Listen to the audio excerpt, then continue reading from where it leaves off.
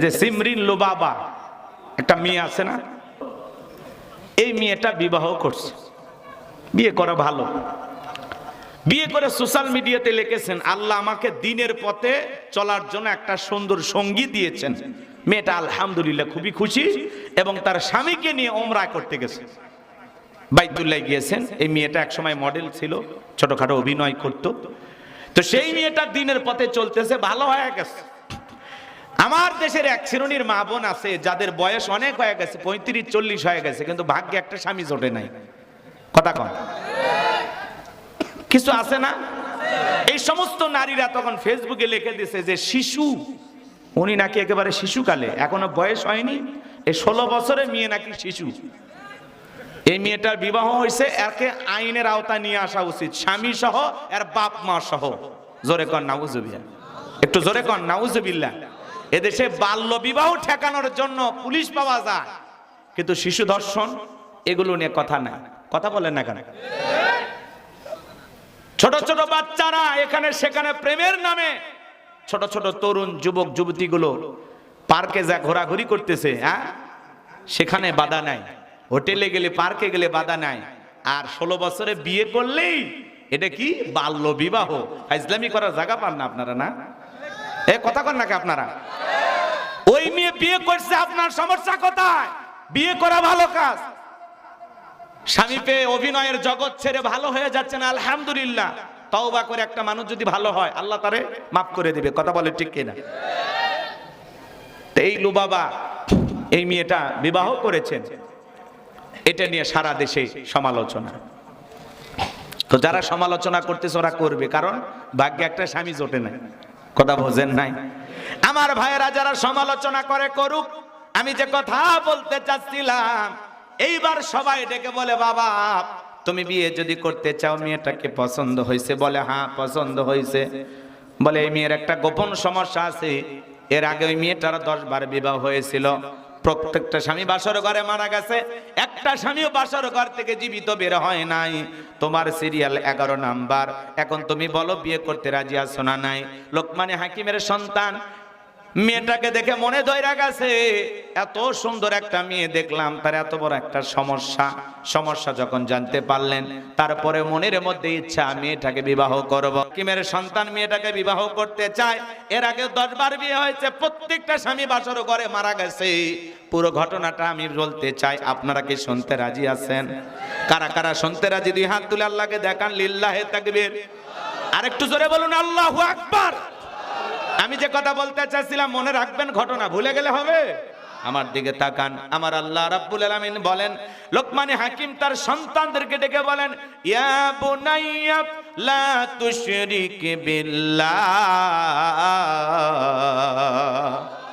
ডেকে বলেন, হে আমার বর্ষে আমার কলিজার টুকরার সন্তান, লা তুশরিক বিল্লাহ, আল্লাহর সাথে কখনো কাউকে শরীক করা যাবে না।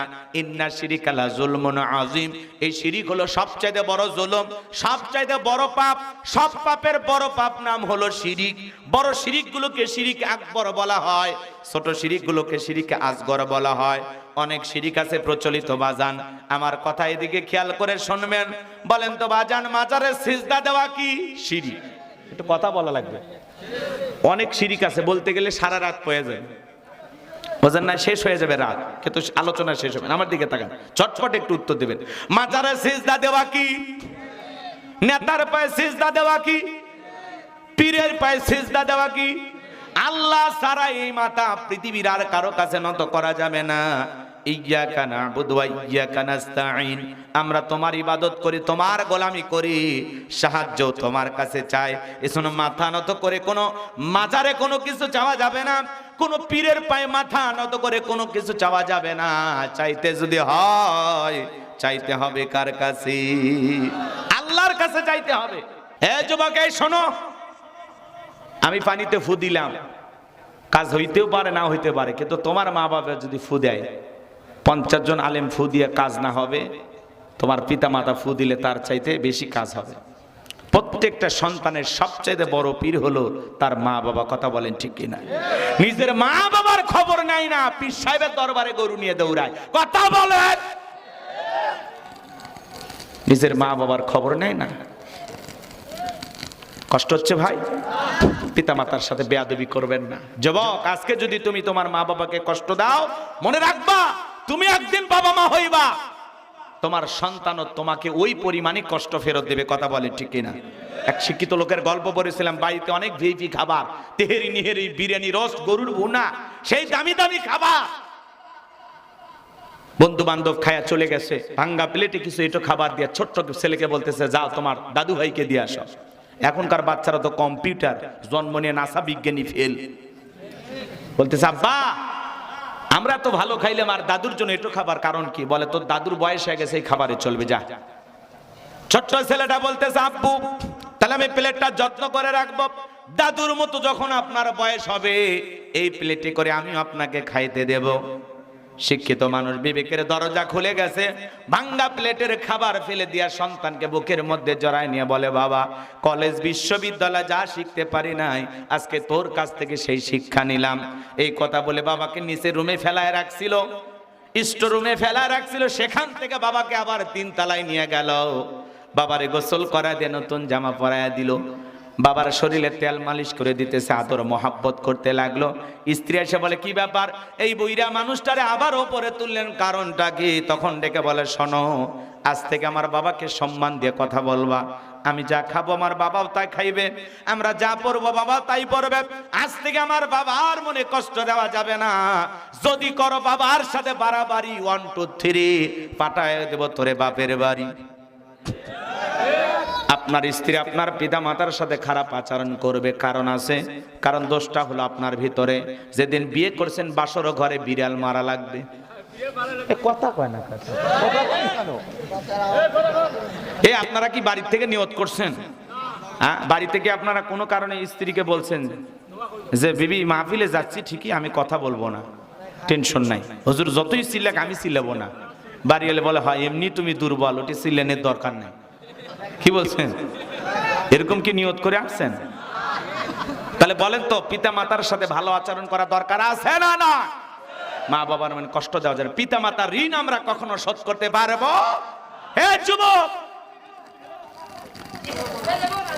যে বাবা মাথার ঘাম পায়ে ফেলে রিক্সা ভ্যান চালায়, কৃষিক্ষেত্রে কাজ করে, চাকরি বাকরি করে, তোমার আমার জন্য জায়গা জমি সব দিয়া নিঃস্ব। তবে অনেক মা বাবা আছেন যারা সন্তানদের হক পরিপূর্ণভাবে বুঝে দেয় না, আছে না? নাই? এই ঝামেলাগুলো করা হবে না। ওই যে গাইবান্ধা দেখলেন না, সম্পত্তির ভাগ একটু কম হয়েছে, বাবার কবরে যা ফিটাইতেছে, বাবার কবরের বাঁশগুলো ভেঙে ফেলে দিচ্ছে। সম্পত্তির ভাগ একটু কম হওয়ার কারণে সন্তান বাবার কবর ভাঙতে গেছে, কবরে লাঠি দিয়ে পিটাইতেছে, আর বলে আমার সম্পত্তির ভাগ কেন কম দিলি? এজন্য যারা পিতামাতা হিসাবে পৃথিবীতে জীবিত আছেন, সন্তানদের প্রতি ইনসাফ করবেন, সন্তানের প্রাপ্য হক বুঝায় দিবেন।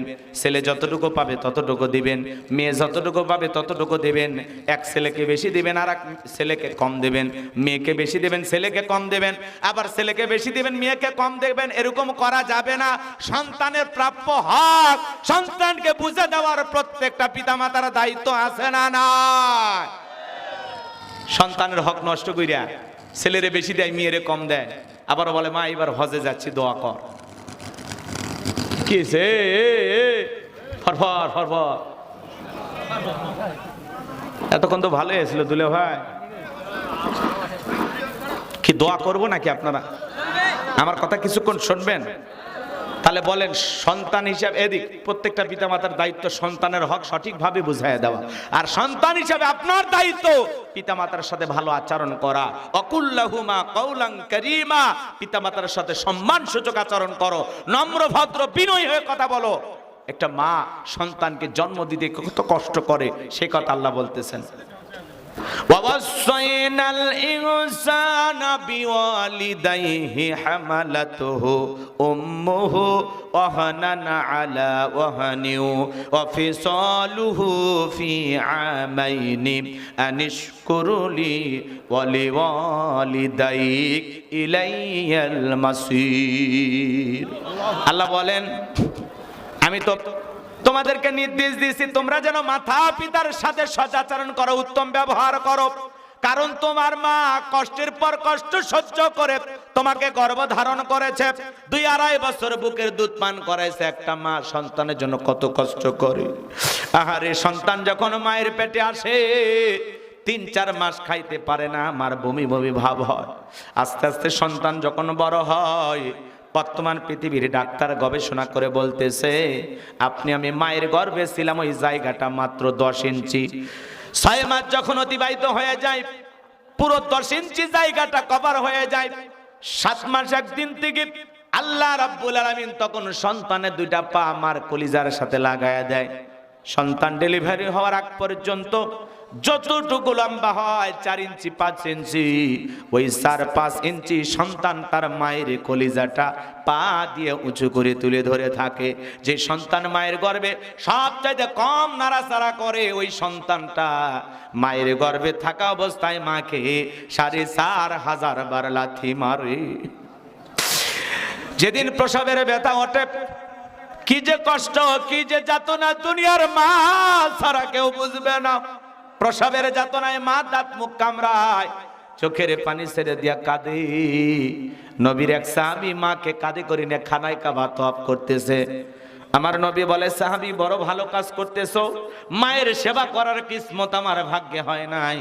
সাহাবী ডেকে বলেন, হুজুর, আমি যে আমার মাকে কাঁধে করে নিয়ে খানায় কাবা তওয়াফ করলাম, আমি কি আমার মায়ের হক আদায় করতে পেরেছি? বিশ্ব নবী ডেকে বলেন, সাহাবী, আল্লাহ পাক যদি তোমাকে কিয়ামত পর্যন্ত তোমাকে হায়াত দেয়, আর তুমি যদি তোমার মাকে কাঁধে করে নিয়ে এইভাবে খানায় কাবা তওয়াফ করো, তোমার মা তোমাকে জন্ম দেওয়ার সময় প্রসবের যাতনায় উ আ শব্দ করেছিল, ওই একটা উ আ শব্দের হক কোন সন্তান কিয়ামত পর্যন্ত আদায় করতে পারবে না। বলুন আল্লাহু আকবার।